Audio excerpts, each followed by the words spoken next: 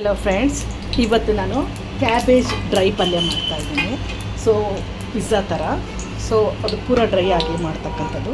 ಒಂದು ಸ್ವಲ್ಪ ಸಾಸಿವೆ, ಒಂದು ಸ್ವಲ್ಪ ಜೀರಿಗೆ, ಆನಂತರ ಒಂದು ಸ್ವಲ್ಪ ಕಡಲೆಬೇಳೆ, ಉದ್ದಿನಬೇಳೆ, ಆನಂತರ ಸ್ವಲ್ಪ ಹಿಂಗನ್ನು ಹಾಕ್ಕೊಳ್ಬೇಕು. ಹಿಂಗೆ ಹಾಕ್ಕೊಂಡ ನಂತರ ಇದಕ್ಕೆ ಗ್ರೇಟ್ ಮಾಡಿಟ್ಕೊಂಡಿರ್ತಕ್ಕಂಥ ಒಂದು ಕ್ಯಾಬೇಜನ್ನು ಹಾಕ್ಕೋಬೇಕು. ಇದನ್ನು ಸಣ್ಣದಾಗಿ ನಾನು ತುರ್ಕೊಂಡಿದ್ದೀನಿ, ಗ್ರೇಟ್ ಮಾಡಿದ್ದೀನಿ. ಸೊ ಈ ಥರ ಹಾಕ್ಕೊಳ್ತೀನಿ. ಇದಕ್ಕೆ ನೀರು ಹಾಕೋ ಅಷ್ಟು ಅವಶ್ಯಕತೆ ಇಲ್ಲ. ಹಾಗೆ ಡ್ರೈ ಆಗಿ ಮಾಡ್ತಕ್ಕಂಥ ಒಂದು ಪಲ್ಯ.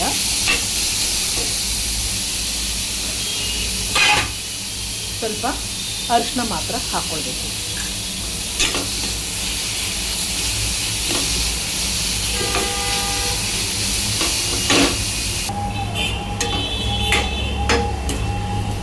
ತುಂಬ ಸಣ್ಣದಾಗಿ ತುರಿದಿರೋದ್ರಿಂದ ಇದು ಬೇಗ ಬೇಯ್ತದೆ. ಇದಕ್ಕೆ ಸ್ವಲ್ಪ ನಾವು ರುಚಿಗೆ ತಕ್ಕಷ್ಟು ಉಪ್ಪನ್ನು ಹಾಕ್ಕೊಳ್ಬೇಕು. ಸ್ವಲ್ಪ ಉಪ್ಪು ಹಾಕ್ಕೊಳ್ಬೇಕು.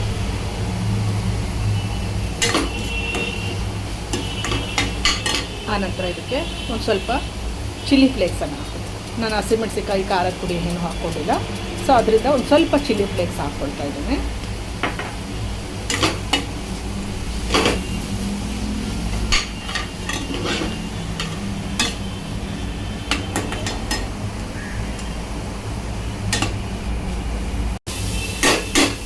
ಈಗ ಇದು ಬೆಂದಿದೆ.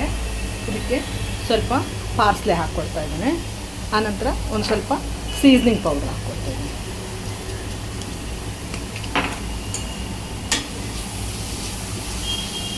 ಕ್ಯಾಬೇಜು ಪಲ್ಯ, ಡ್ರೈ ಉದುರು ಪಲ್ಯ ರೆಡಿಯಾಗಿದೆ. ಕೊನೆಯದ ನಾನು ಹುರಿದಿರ್ತಕ್ಕಂಥ ಎಳ್ಳನ್ನು ಹಾಕ್ಕೊಳ್ತಾ ಇದ್ದೀನಿ. ಸ್ವಲ್ಪ ಕಾಯಿ ತುರಿ.